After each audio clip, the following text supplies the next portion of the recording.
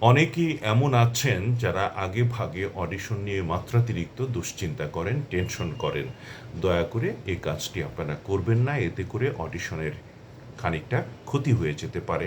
আপনার হয়তো প্রস্তুতি আছে, ঠিক মতো প্রস্তুতি নিয়েছেন, কিন্তু আগের রাতেই যদি আপনি অডিশন নিয়ে টেনশন করতে থাকেন, না জানি কি স্ক্রিপ্ট আসে, কেমন করে পড়ব, কেমন করে পারব, এই সমস্ত চিন্তা ভাবনা যদি আপনার মনে ভর করে, তাহলে পরে আপনি অধিক মাত্রায় নার্ভাস হয়ে পড়বেন। দয়া করে এমনটি করবেন না, এবং অডিশনের আগের রাতে অবশ্যই ভালো একটা ঘুম দেবার চেষ্টা করবেন। ঘুম হলো শরীর, মনের, কণ্ঠের সর্বশ্রেষ্ঠ বিশ্রাম। এই বিশ্রামটি অডিশনের আগের রাতে আপনার চাই। কাজেই এই ঘুম থেকে নিজেকে বঞ্চিত রাখা চলবে না। ভালো একটি ঘুম হলে পরের দিন দেখা যাবে যে এর প্রভাব আপনার কণ্ঠে পড়বে, আপনার চেহারা সজীব এবং প্রাণবন্ত থাকবে, এবং আপনি অনেকটা নির্ভার থাকবেন।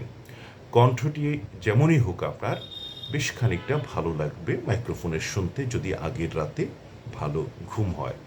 আর চেহারাও সজীব, প্রাণবন্ত লাগবে ক্যামেরায়। কাজেই এই বিষয়গুলো নিয়ে অবশ্যই ভাববেন।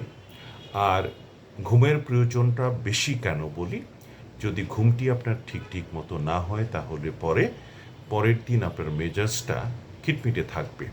অডিশন বোর্ডে গিয়ে আপনি হয়তো নার্ভাস হয়ে পড়তে পারেন, এবং স্ক্রিপ্ট দেখে ঘাবড়ে যেতে পারেন। আপনার কান দিয়ে ভাঁপ বেরোতে পারে, শরীর ঘেমে যেতে পারে, তারপরে হচ্ছে জিভ আড়ষ্ট হয়ে যেতে পারে, গলা শুকিয়ে যেতে পারে, আপনি পানি খেতে চাইতে পারেন।